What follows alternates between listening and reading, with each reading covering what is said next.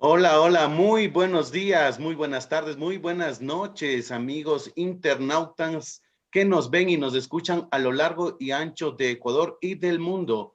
Bienvenidos una vez más al programa Argumentos, donde se habla de política, sociedad, economía y se hace análisis de lo que sucede en nuestro país, así como en el planeta. En esta ocasión, contamos con la presencia de Santiago Orbe. Él es un analista internacional con quien vamos a dialogar justamente de los diferentes hechos eh, que suceden en el mundo. Doctor Orbe, muy buenos días y bienvenido al programa Argumentos. Un saludo a los internautas. Licenciado, buenos días. Como usted bien menciona, también un saludo afectuoso para todos aquellos que nos ven en la tarde o en la noche a través de las redes. Me siento honrado de contar con su aquiescencia para hablar sobre temas que son tan importantes, relacionados con el sistema internacional y con la política, por supuesto, con la política y la economía, que son tan importantes y temas tan relevantes, no solamente de hoy, sino de todo un siempre, ¿no? Así es, doctor. Bueno, para empezar, es este 11 de septiembre, o sea, un poco más de 2 semanas más o menos, se cumplirán 20 años del ataque terrorista a las Torres Gemelas en Nueva York, en Estados Unidos. Atentado que se lo atribuyó justamente al Estado Islámico, encabezado en ese entonces por Osama Bin Laden. Ujú. A raíz de ese ataque, Estados Unidos se centró en justamente en la captura de este personaje y en desarticular a todo este grupo terrorista que estaba en Afganistán. Desde ahí Estados Unidos asumió para sí la responsabilidad de combatir el terrorismo, entre otras cosas, llevando tropas americanas a suelo afgano. Han pasado ya 20 años de estos atentados terroristas y 20 años también se va a cumplir de lo que Estados Unidos estuvo en Kabul. Ujú. Ahora que ya los norteamericanos han decidido salir de esas tierras, nuevamente comienza un panorama poco alentador para los afganos. ¿Qué pasó en estos 20 años con Estados Unidos y su afianzamiento en Afganistán? Al parecer no hizo bien las cosas, no le salieron bien las cosas. ¿Qué pasó en Afganistán? Vamos, Cristian. El tema, el tema de lo que está sucediendo hoy en la actualidad nos lleva a evaluar todas las decisiones tomadas en términos de política exterior, como usted bien menciona, durante estos últimos 20 años, específicamente en esa zona.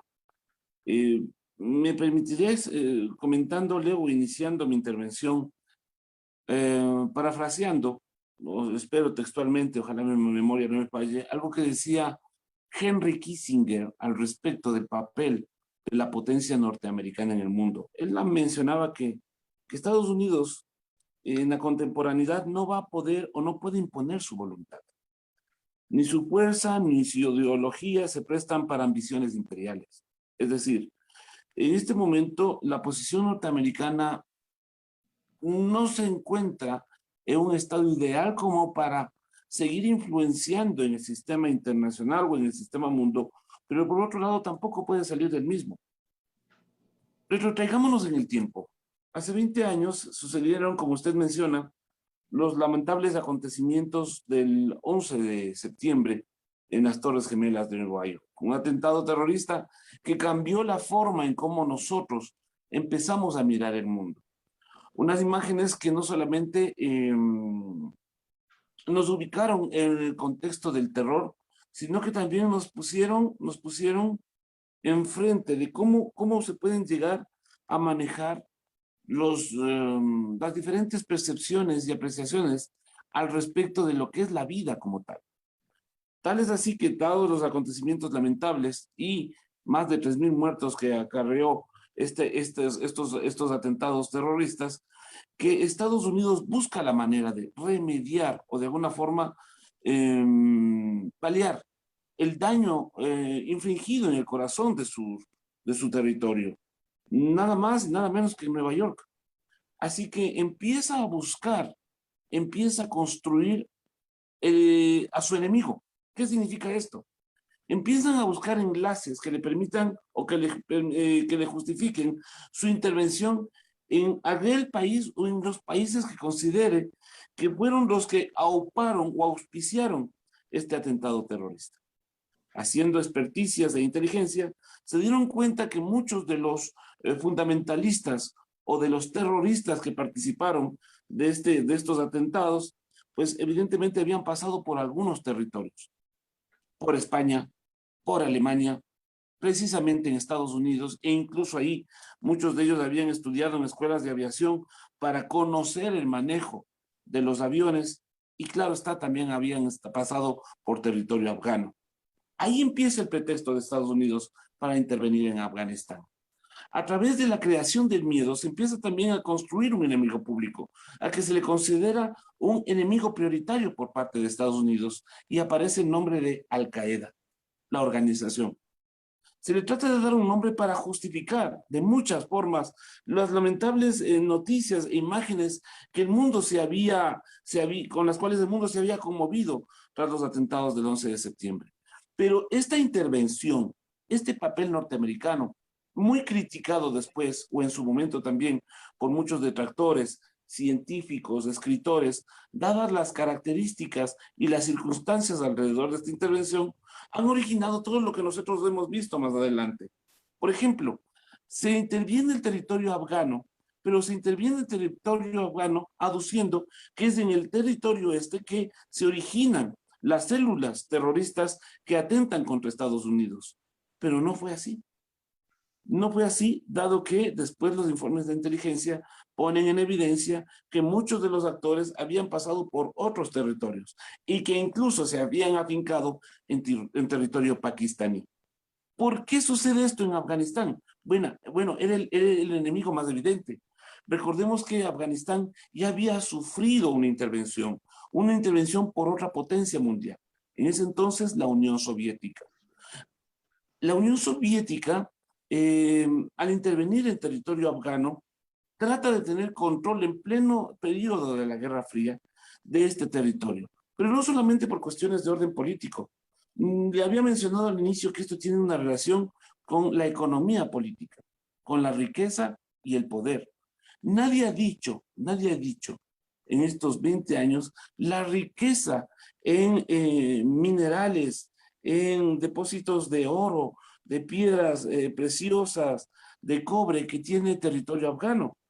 Según informes precisamente de la inteligencia y los servicios geológicos norteamericanos, tiene un estimado de 3.000 o de 3 trillones de dólares en minerales, en reservas, solamente el territorio afgano. Muy interesante. Pero ahí es lo que nosotros podíamos entender que se justifica en términos ideológicos la presencia de estas dos potencias, tanto la Unión Soviética como Estados Unidos. Lo que pasa es que tanto la Unión Soviética como Estados Unidos pierden estas batallas. En el caso de la Unión Soviética, se enfrentan hacia un grupo de afganos que son muy apegados a su territorio, de la etnia Pashtun, que son organizados y que son estructurados en términos de la guerra ideológica, de la guerra santa, si se quiere. Y para ellos no solamente era una cuestión de proteger su territorio, sino también de reivindicar en términos históricos su territorio, su presencia en el mismo. La Unión Soviética pierde esta guerra. Pierde esta intervención, había sido un costo muy oneroso, y vemos después la aparición, sobre pretexto de los acontecimientos de las Torres Gemelas, su intervención en Afganistán. A propósito de lo que usted, dígame, doctor, a propósito de lo que usted justo recuerda que también estuvo por ahí la ex-URSS incursionando en territorios afganos. Pero también cabe recordar que justamente ahí también nace una cierta influencia norteamericana para combatir a los países comunistas, ¿no? Justamente desde Afganistán. Mucho se sabe que que Estados Unidos apoyó justamente a los afganos para combatir a la URSS y luego en cambio de volverse amigos, ahora le pusieron como el gran enemigo de Estados Unidos a Afganistán. Bueno, a eso iba. Para que vea cómo en el sistema internacional el miedo y el temor es aleatorio. Se empieza a reconstruir Afganistán después de la salida de la URSS.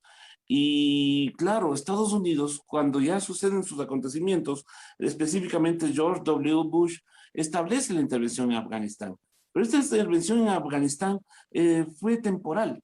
Fue temporal porque incluso, como usted bien menciona, tras la presencia de la Unión Soviética en territorio afgano, se hizo necesaria la intervención norteamericana para apoyar y minimizar la posibilidad del incremento territorial de la potencia en ese entonces comunista. Tales regresan y empiezan a apoyar a grupos rebeldes, como los mujahidines. Los mujahidines son aquellos rebeldes territoriales que empiezan a plantear una lucha de guerra de guerrillas a la Unión Soviética y ganan. Pero ellos ganan porque existen informes de un apoyo directo por parte de Estados Unidos en armamento, en pertrechos, en dinero y todo el aparataje logístico necesario para hacer frente a la potencia. Terminada la intervención de la Unión Soviética, suceden los acontecimientos de las Torres Gemelas, el atentado terrorista para la ciudad de Nueva York, y inmediatamente Estados Unidos ve la manera de participar y de intervenir en Afganistán, porque se suponía que ahí era el lugar o de las células terroristas que habían infligido este daño tan histórico y doloroso en territorio norteamericano, y van a Afganistán. Y van a Afganistán y empiezan a luchar precisamente contra aquellos que ya se habían organizado y que habían recibido su apoyo. Esta etnia de los mujahidines empieza a construir un grupo, o se empieza a construir un grupo alrededor de los mismos, un grupo rebelde, un grupo musulmán, denominado los talibanes. Estos talibanes son los que se empiezan a organizar en términos militares, en términos políticos, para tener el control sobre su territorio. Pero empieza una lucha ahí paralela con Estados Unidos. Pero Estados Unidos no se queda mucho tiempo ahí. Busca la manera de intervenir y de propiciar una reorganización de orden político en territorio afgano. Y queda en poder de Estados Unidos, queda en poder la administración política y la seguridad de este territorio. Y los afganos empiezan a organizar. Específicamente, este grupo talibán se empieza a organizar y empieza a trabajar en términos ideológicos, en términos logísticos, se dirigen a Pakistán y muchos de los hijos de estos talibanes empiezan a estudiar la Sharia, la ley islámica, a través de unas escuelas denominadas las madrasas en Pakistán. Y estos hijos, estos herederos de este legado islamista, de este legado de lucha, de este legado de violencia que se tiene por parte de la intervención de estas dos potencias, son los que ahora los vemos que se encuentran y toman el poder de Afganistán tras la salida de Estados Unidos y tras el olvido y la intervención de la misma potencia norteamericana en un territorio en que se empieza a reconfigurar las fuerzas y empiezan a aparecer nuevamente aquellas luchas étnicas tan difíciles de entender, de manejar y sobre todo de enfrentar en términos de la política exterior y del sistema internacional como tal. Ahora, ¿qué va a pasar en Afganistán? Estados Unidos hasta mañana 31 de agosto tiene que abandonar completamente el territorio afgano. La gente se ha visto por los diferentes medios de comunicación esa necesidad urgente de salir por ese temor que justamente nace de los talibanes, más que todo por su fundamentalismo, ¿no? En donde se restringe derechos a la mínima expresión, especialmente en las mujeres. ¿Válido otra intervención estadounidense o de las Naciones Unidas o olvidarnos de Afganistán de aquí hasta un plazo medio o largo plazo? Lo que pasa es que a reconfigurar el y la construcción de las dinámicas de vida en territorio afgano. La intervención precisamente de Estados Unidos, la intervención precisamente de Estados Unidos es la que empieza a reorganizar, a agrupar fuerzas y sobre todo alrededor de esta misma intervención aparecen nuevos grupos islamistas, nuevos grupos que soportados desde las guerras, desde las teocracias o la imagen que ellos tienen de la representación del poder, pues empiezan a intervenir. Expliquemos justo un poco desde el territorio. En el sur de Afganistán se encuentra, al sur de Afganistán se encuentra Pakistán. Al oeste encontramos a territorio como el de Irán y el de Turkmenistán. En el norte encontramos a Uzbekistán y Tayikistán. Estos son territorios históricos ancestrales. Y aquí una de las dos de las tres etnias más representativas, que mencioné una, que son los pastunes, también se encuentran al norte, que son los uzbecos y los tayikos. Estos también son grupos que se encuentran bajo el control de la parte norte de Afganistán y no quieren que haya una intervención por parte del grupo talibán y se han empezado a organizar. Al mismo tiempo, no es paradigmático que empieza a aparecer un nuevo actor. Y es un actor que había sido enfrentado precisamente por el grupo talibán o por los talibanes, auspiciados, por supuesto, por parte del ejército norteamericano. Y estos son los del Estado Islámico.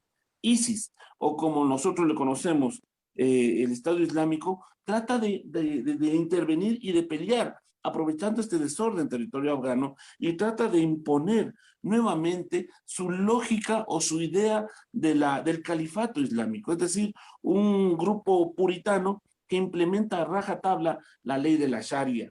Es así como se ve este atentado último en el aeropuerto de Kabul, que ellos se lo autodenominan y ellos han mencionado que han sido los que han perpetrado este hecho, y se le empieza a considerar como un nuevo actor que aparece en esta serie de actores y de personajes que intervienen dentro de la administración o dentro o como interesados dentro de la lógica de la administración del poder en territorio afgano. Este Estado Islámico Khorasan, que se llama, obedece a un espacio territorial específico, el Khorasan en términos históricos, por eso se le llama ISIS-K. ISIS-K empieza a luchar ahora con los talibanes que se encuentran en el poder. Y aparece ahora otro grupo. Había mencionado los mujahidines.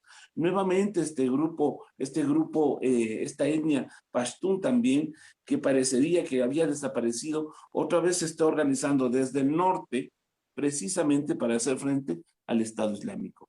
Si es que la intervención internacional, si es que las organizaciones internacionales, si es que la comunidad internacional no se organiza, estamos ante los ciernes de una guerra civil sin precedentes en territorio afgano y que podría modificar tentativamente todo el escenario geopolítico de esa zona del mundo. Entonces, para eso están los organismos internacionales, para eso está la Organización de las Naciones Unidas, para eso están estos mecanismos que tienen la potestad moral de intervenir y sobre todo de brindar soluciones o acuerdos que traten de minimizar los daños que se puedan originar. Recordemos que cuando deja el poder o cuando deja la presencia norteamericana hace unos 15 días, pues el avance de los talibanes es impresionante. Y toda la comunidad internacional está asombrada al respecto de por qué avanzó tan rápido. Es que nunca dejaron de estar organizados, es que nunca dejaron de participar en política, es que nunca dejaron de reclutar a personas que fueron considerados daños colaterales tras la presencia norteamericana, huérfanos, viudas, niños que quedaron en orfandad, producto precisamente de los ataques norteamericanos en territorio afgano, son reclutados nuevamente por estos talibanes y se empiezan a reorganizar. Muchos obran por el miedo, por el dolor e incluso por una palabra que para los descendientes o para los que profesan estas ideologías o que profesan la Sharia es algo purificador, como la venganza. La venganza se convierte en una virtud para estos pueblos. Solamente, y le voy a poner un caso, solamente en el 2019, el ejército norteamericano había en territorio afgano lanzado casi 6.000 y un poco más de bombas, 6.200 bombas en territorio afgano, con un daño a civiles que no se lo ha mencionado para los grandes medios públicos. ¿Qué pasa con los huérfanos de estas bombas? ¿Qué pasa con los desplazados de esta guerra? ¿Cuáles son los daños colaterales y hasta qué punto este daño colateral se empieza a convertir en el propio enemigo del Estado que dijo proteger los intereses del pueblo afgano. En este caso, Estados Unidos. Justamente a ese daño colateral se podría decir que fue la semilla para que en la mente de los talibanes, digámoslo así, vaya creciendo esa sed de venganza, ese rencor contra Estados Unidos que ha ido alimentándose en todos estos años, y una vez que Estados Unidos pone medio pie afuera, casi medio país, bueno, digo, casi medio país de los talibanes surgen como de la nada. Como usted dice, siempre han estado organizados, pero eso es alimentados por ese odio, por ese resentimiento hacia los Estados Unidos. Así es. Usted lo ha dicho. Usted lo ha dicho mejor que yo. El odio, el resentimiento, el miedo, la, la, el daño irreparable de la intervención genera este tipo de detractores y genera este tipo de reacciones. Antes se consideraba que el terrorismo era de afuera hacia adentro, es decir, desde territorios fuera de la Unión o fuera de los espacios o que venían desde otros estados. Hoy por hoy el terrorismo es casa adentro. Y casa adentro es que se empiezan a configurar estas formas de venganza, estas formas de purificación o de virtud a través de la guerra santa, a través del ataque a aquel que ha infligido el daño, el temor, o que ha participado de una forma violenta, sin ningún tipo de justificación en la política interna de los países. Este es el resultado de las intervenciones, este es el resultado de una historia lamentable de olvido, porque recordemos que solamente en los primeros años después de los atentados a las Torres Gemelas es que Estados Unidos participa directamente de la política y del ejercicio de control del territorio afgano. Después encaminan sus fuerzas hacia Irak, recordarán ustedes, hacia terminar con el Estado dirigido por Saddam Hussein, al gobierno al cual se le había atribuido que tenían armas químicas. Nunca aparecieron las armas químicas. Irak ahora es un territorio olvidado que se encuentra en permanentes luchas étnicas, luchas tribales, y Afganistán va en ese camino. La tolerancia, la falta de empatía, el respetar al otro en sus diferencias. Eso se puede manifestar a través de la intervención de potencias en territorios, en el sistema internacional. Y es que siempre lo he dicho, el mundo no se dirime sino en una mesa. Y en esta mesa están aquellos interesados en cambiar para sí mismo los intereses y beneficios de estos territorios. Y generalmente los más perjudicados son precisamente los pueblos, las personas, los seres humanos, la vida. La situación de Afganistán nos pone en la mirada sobre Afganistán y todo lo que sucede dentro de este territorio, pero nos estamos olvidando de que puede justamente esa expresión de venganza, de rencor contra Estados Unidos y sus aliados. ¿No podría ser que en mediano o largo plazo tengamos que vivir otros atentados parecidos o similares a los del 11 de septiembre? Es altamente probable, dado que el territorio afgano se empieza a organizar en función de la violencia, en función de los intereses fundamentales a través de la implementación de la Sharia como la ley fundamental que soporta todo su accionar. Por otra parte, recordemos que al tener el control del territorio a través del poder, a través de la fuerza, pues ellos también tienen el control de las rutas de uno de los principales mecanismos que han sido útiles para ellos seguir administrando o accediendo a recursos, como es el opio.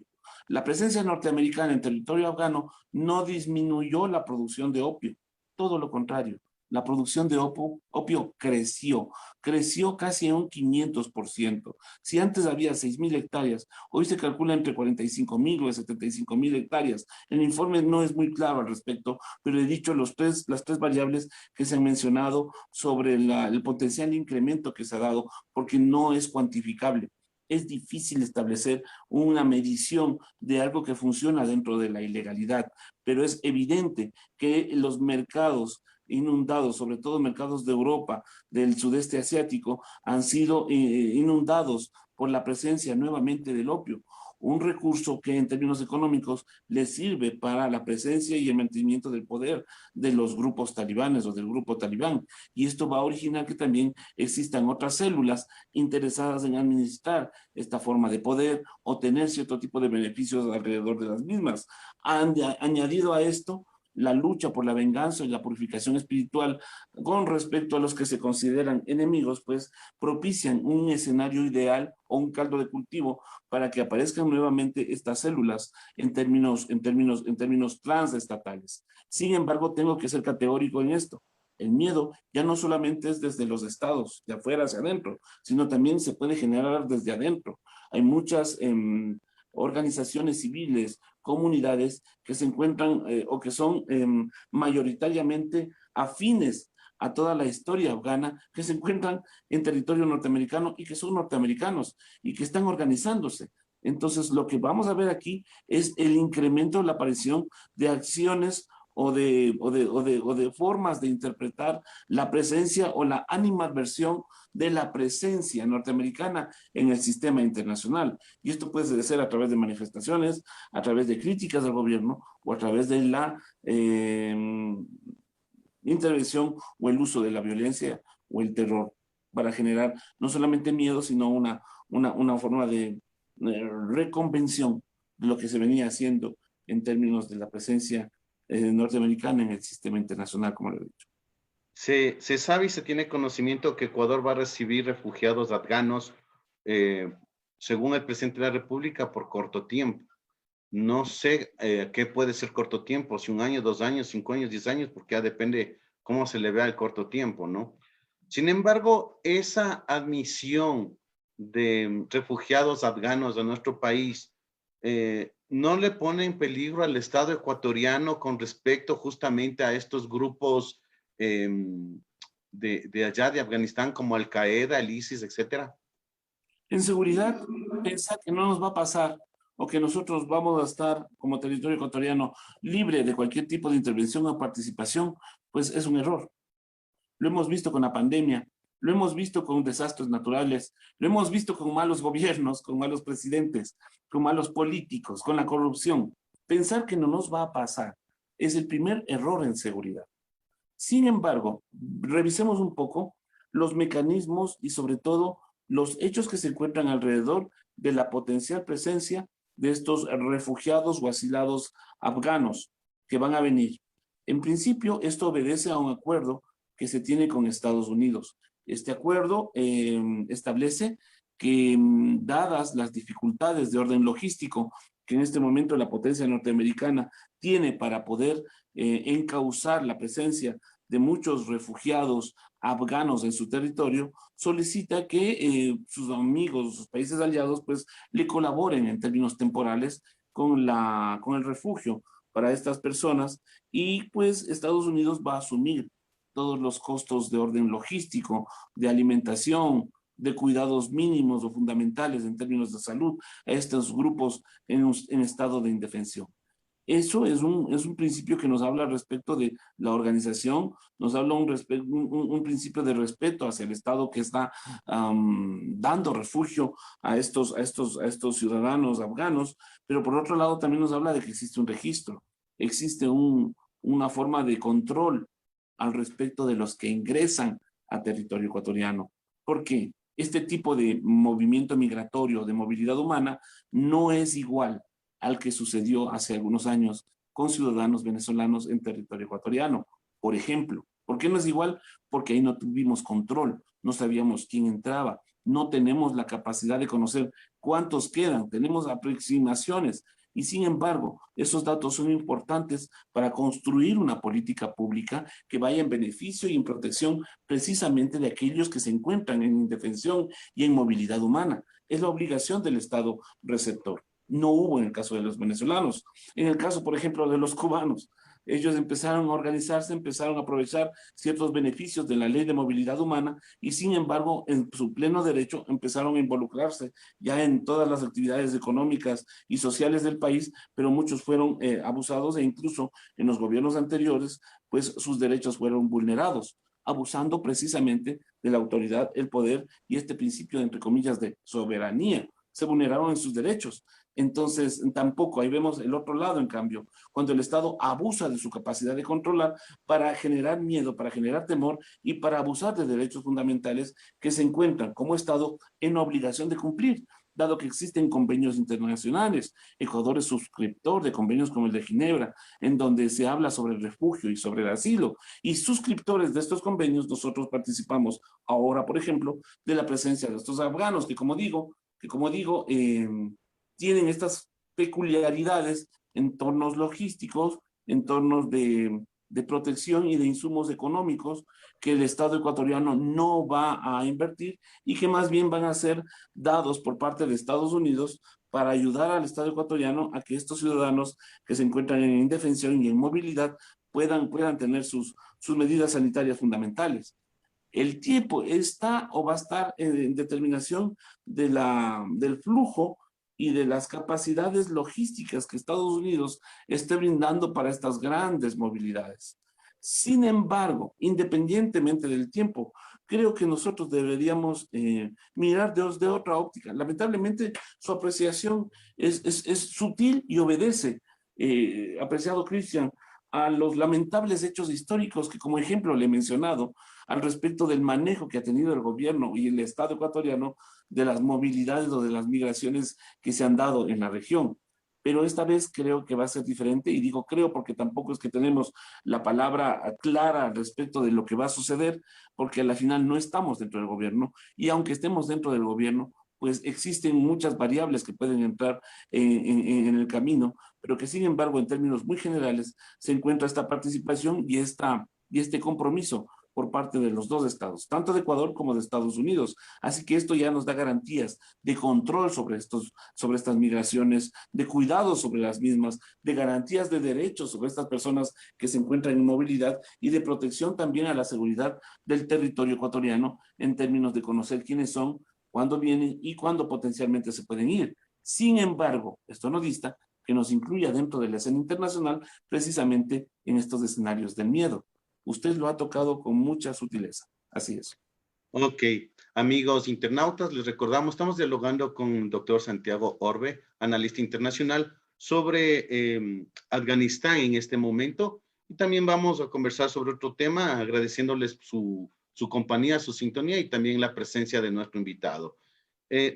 Bueno, ahora cambiando de tema, doctor Orbe, la semana pasada el presidente de la República, Guillermo Lasso, visitó México, entre otras cosas, para acelerar un proceso de tratado bilateral de comercio con este país, que a su vez sería el trampolín que le permitiría ingresar al Tratado de Libre Comercio conocido como la Alianza del Pacífico. Muchos temores existen respecto a este tema. La Cámara de Comercio de Ambato sacó hace como 2 o 3 meses un comunicado diciendo que la posible alianza comercial va a perjudicar a la micro y mediana empresa del calzado, especialmente en el Tungurahua. He escuchado los temores de la industria automotriz de nuestro país frente a la industria automotriz de México. ¿Son mitos que se están generando alrededor del tema o son realidades? Porque recordemos que nuestro país tiene un tratado de comercio con Europa y con un bloque del este, que no me acuerdo el nombre, que de igual es de Europa, y no ha habido tal avalancha de productos que han invadido nuestro territorio. ¿Cómo mismo es esta situación? ¿Son mitos o son realidades? Son realidades, Cristian. Le voy a comentar una experiencia particular en torno a este tema. En nuestros múltiples trabajos, en uno de ellos como académico, he tenido el honor de presidir la organización y la fundación de sendos centros de investigación o tanques de pensamiento que han aglutinado a los mejores exponentes en términos intelectuales sobre temas en asuntos internacionales. Tal vez es así que se me delegó la responsabilidad de dirigir desde el 2011 el centro que, por supuesto, tuve la fortuna y la bendición de configurarlo y conformarlo con distinguidos embajadores, el Centro Ecuatoriano de Estudios Internacionales. Y como parte de nuestras líneas de investigación, como parte de nuestras líneas de trabajo, habíamos puesto el escenario de la cuenca del Pacífico. Es decir, cómo puede ser o en qué medida esto puede ser beneficioso o puede traer sus peligros y sus limitaciones para los estados de la costa de América del Sur. Específicamente para los estados como Colombia, Ecuador, Venezuela, un poco más abajo, Chile, en fin, Centroamérica, México incluso. Y empezamos a trabajar sobre la cuenca del Pacífico como una línea de investigación. En un principio, lo que se presentó como una propuesta emergió o se empezó a configurar como un reto que abrió un amplio espectro de oportunidades, obligaciones y amenazas que se daban a estas aperturas. Reales, por cierto, pero que son importantes discutirlas. En principio, estamos hablando de uno de los escenarios más importantes de cooperación y de comercio y de potenciales negocios para los países de América del Sur, sobre todo. Porque el Asia-Pacífico no es solamente la China continental. Estamos hablando de Vietnam, estamos hablando de Singapur, quien a propósito de esto ya va a firmar un convenio con los países miembros de esta organización denominada como Alianza del Pacífico, que es una organización o es un esquema de cooperación técnico que favorece a aquellos miembros y con los cuales se va a firmar a propósito este acuerdo de libre comercio con el nombre, bueno, que van a tener próximamente con Singapur, específicamente este acuerdo de libre comercio con estos países. Pero, ¿qué pasa con estos países? ¿Qué es lo que hay en estos países? En estos países hay garantías jurídicas. Por ejemplo, en Colombia, estamos hablando de que existe una protección y garantías jurídicas, no solamente para los que trabajan adentro, sino para los que pueden venir desde afuera. México tiene una amplia experiencia en tratados de libre comercio e incluso de tensiones en el libre comercio, como lo que sucedió con Donald Trump o en la presidencia de Donald Trump, donde se puso a revisar y reevaluar los tratados de libre comercio que habían tenido tripartitos entre Estados Unidos, Canadá y México, pero se los reconstruyó en función de los intereses precisamente del pueblo mexicano. Pero esto obedece también a garantías jurídicas, a una claridad en su política exterior. México no ha cambiado la forma en cómo mira al mundo en los últimos 30, 40 años atrás. La doctrina de México es clara, la doctrina Estrada, una doctrina de no intervención y de cooperación permanente con los países de la región. Perú, otro caso paradigmático en donde nosotros vemos un crecimiento permanente, un crecimiento, si se quiere, hasta pausado un poco por las crisis políticas que se han devenido en los últimos meses, pero que es real y que se encuentra ahí. Tal es el punto de que muchas de las fábricas y empresas ecuatorianas se dirigieron a territorio peruano para funcionar, dado que ahí encontraban mejores garantías para el desarrollo de su productividad. ¿Qué significa? ¿Qué quiero poner con esto como ejemplo? Que estos países que son miembros de la Alianza del Pacífico no solamente están buscando el escenario hacia afuera, sino que han creado condiciones para funcionar a nivel interno. Y estas condiciones son importantes precisamente para minorar los temores que tienen, temores legítimos que tienen, como por ejemplo los productores de calzado de la provincia de Tungurahua, con los cuales, que son legítimos y que son preocupaciones reales, dado que no han contado con los acercamientos ni con la protección por parte de los gobiernos de los últimos años al respecto del mejoramiento de su producción o de la calidad de los insumos o de beneficios que tengan para acceder a maquinarias o insumos que permitan mejorar la calidad que de por sí es muy buena de este producto como el calzado de la provincia de Tungurahua. Entonces, son legítimos los problemas, son legítimas las limitaciones que se dan, pero también las responsabilidades de los estados. Yo voy a hacer un llamado de atención y yo creo que este es el momento ya de empezar a hacer críticas al gobierno del presidente Lasso, ya que parece que todavía no entiende cuáles son las dimensiones del poder. Y si él tiene el poder, tiene la obligación también de pensar en términos estrictamente técnicos y proactivos en función de todos los ecuatorianos.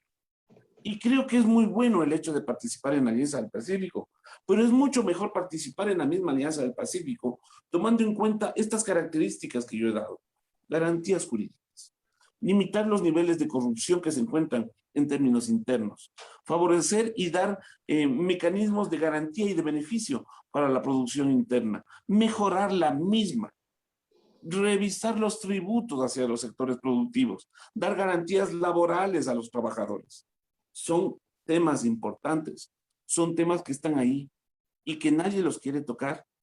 Si nos ponemos a evaluar en términos de números, bueno, son impresionantes los datos. Estamos hablando de que sería una de las economías más importantes de la región y ocuparía casi el 33% de toda la economía total del planeta en su conjunto. Estamos hablando de una cantidad de oportunidades y de beneficios. Pero como he dicho, el bloque de la Alianza del Pacífico no solamente es pensar en el Asia como en China, también hay otros estados. Hay otros estados que es muy probable que no reciban mucho del territorio ecuatoriano, pero que sí nos puedan ofrecer bastantes cosas, como por ejemplo Singapur, como ya le dije, Vietnam o incluso el mismo Taiwán, considerado una provincia por parte de los chinos continentales, pero que en la realidad es un estado con toda su capacidad soberana, con su protección sobre el territorio, con sus leyes, con su gobierno, y que podría ofrecer ciertos y sendos beneficios. Le voy a decir uno solamente como ejemplo. Experiencia sobre las ciudades del conocimiento que en nuestro caso tenemos una que en la provincia de Imbabura necesita ser revisada y reevaluada, como Yachay. Ahí hay un ejemplo de la cooperación que se podría dar. Pero ¿qué pasa en Yachay? En Yachay vemos que hay temas de glosas, vemos que hay temas de abuso de inversión pública o de uso inadecuado de fondos públicos. Vemos que se ha bajado, se trata de limitar la capacidad o la permanencia o la intervención de los miembros o los estudiantes de los mismos, dadas las limitaciones de orden económico y logístico que están encontrando. Entonces, creo que ahí nosotros deberíamos de evaluar los beneficios y las potencialidades que se tienen de participar de estos bloques económicos. Uno de los beneficios, por ejemplo, es que nosotros tendríamos la capacidad, por ejemplo, la Alianza del Pacífico da la potestad y la posibilidad de que los empresarios tengan libre visado para participar de estos países y que puedan ingresar a algunos países del Asia para hacer negocios. Préstamos preferentes, la participación e intervención de otros sistemas financieros y bancarios asiáticos que podrían dinamizar y hacer o mejorar la calidad de los servicios bancarios que tienen muchos de estos países. En el Ecuador da terror decir lo que le estoy escuchando, da terror escuchar lo que estoy diciendo, porque existe un oligopolio de bancos que tienen el control absoluto de todo el sistema y que no desean ni tampoco quieren que participen otro tipo de instituciones bancarias que podrían dinamizar, como le he dicho, y que podrían transparentar y clarificar para beneficio de los propios cuentahabientes los servicios que se puedan ofrecer. Préstamos a medianas y pequeñas empresas. En fin, son potencialidades que se pueden dar con la libre participación. Pero para eso tenemos que aprender, tenemos que estar preparados, tenemos que estar fuertes. Y yo no veo, por el momento, que el Estado esté haciendo las cosas bien casa adentro, porque vemos impunidad, vemos corrupción, vemos inseguridad, vemos que no hay una claridad al respecto del manejo de los temas educacionales, hay un reciclamiento de funcionarios públicos de otros gobiernos que lo único que hacen es tener un sueldo, pero no participar ni comprometerse con el país. Eso es lo lamentable. Pero no podemos desatendernos tampoco ni alejarnos de un bloque económico que por naturaleza, por historia, el Ecuador debe ser parte. Justamente, aunque las realidades digamos que son distintas, pero Ecuador ya es partícipe de un tratado de comercio, justamente como decía, con Europa. ¿Puede ser esa la base para que el actual gobierno comience también ya a negociar con esas líneas rojas? Bueno, retrotraigámonos un poco en el tiempo. El acuerdo con la Unión Europea es un caso paradigmático que es digno de revisar en la academia, en horas de clase. ¿Por qué? Porque el Estado ecuatoriano hizo en los anteriores gobiernos lo imposible por no concretar. Me recuerdo para ese entonces la dirección de la Unión Europea estaba presidida por el buen embajador, un buen funcionario internacional, Peter Schrager, quien buscaba la manera de limar asperezas y de construir acercamientos favorables. Con el tiempo se dio y esto ha sido beneficioso. Podemos ver la presencia de insumos europeos que han bajado de costos, vemos repuestos de carros europeos que han bajado sus costos y poco a poco se va a dar esto.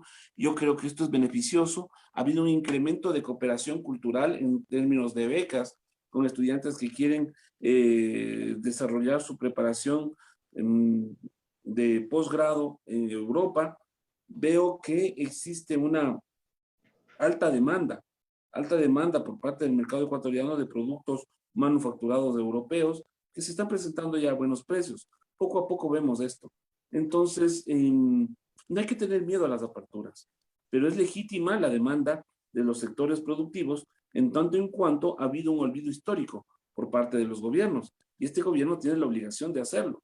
Entonces, se sienta a negociar, pero vean, qué paradigmático que esto es, Cristian. Se reúne con el presidente mexicano, hay un intercambio de saludos, de buena voluntad, y hasta hace unos días, hasta hace unas horas, por decirlo de otra manera mucho más real, se impone la necesidad de visa para los ecuatorianos que quieren viajar hacia México. En este momento hay un grupo de ecuatorianos que se encuentra detenido en la frontera y que se encuentra vulnerado en sus derechos fundamentales. ¿Y qué puede hacer el gobierno frente a eso? Mucho. Podía haber trabajado sobre estos temas, podía haberse dado cuenta que podía aceptar la realidad de que ha habido un incremento de la migración hacia el exterior, dado que no hay condiciones ni trabajo, ni condiciones suficientes en términos económicos sociales para desarrollar condiciones de vida adecuada. Vemos que hay una migración histórica nuevamente, como lo que sucedió en el 2000, y ponerse una venda ante los ojos y dar la mano a un presidente y no conversar sobre temas trascendentes es preocupante, porque es un gobierno que ha dicho que hay oportunidades. ¿Qué oportunidades hay? Entonces, ¿qué estamos nosotros? ¿Estamos diciendo algo fuera de la realidad? En redes sociales se pone en evidencia la indefensión de este grupo de ecuatorianos que se encuentra detenido. Espero ya que se haya solucionado el tema, pero estos detalles son los que nos indican que no hay una política exterior clara. Y al no haber una política exterior clara, por más que nosotros seamos parte de todos los bloques regionales, hemisféricos o mundiales, pues no va a haber mucho beneficio, en tanto en cuanto no se trabaje desde casa adentro, que son beneficiosos, como la Alianza del Pacífico, pero por supuesto, de hecho, hay investigaciones, como le he mencionado, hay documentos que hablan sobre el beneficio económico y las potencialidades en términos de cooperación científica que puede haber, pero para esto hay que trabajar casa adentro. Ok, doctor Orbe, yo le agradezco por sus palabras, por su presencia aquí en el programa Argumentos.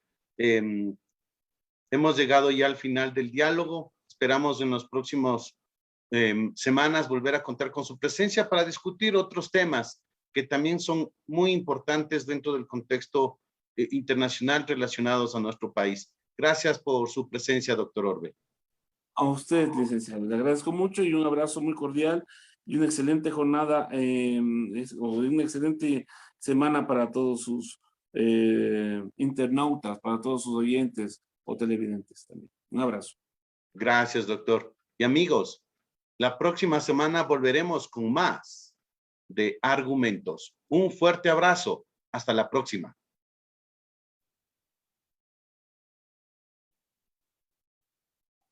Ecuatorial FM presentó.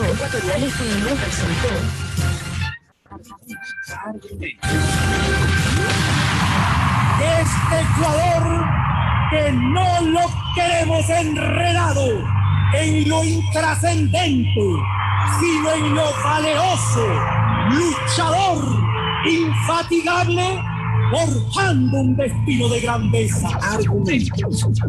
Para cambiar este país se necesita el poder, pero como instrumento de servicio, no como instrumento para servirle a los demás. Actores políticos, económicos y sociales de Ecuador y del mundo mostraron sus opiniones en Argumentos.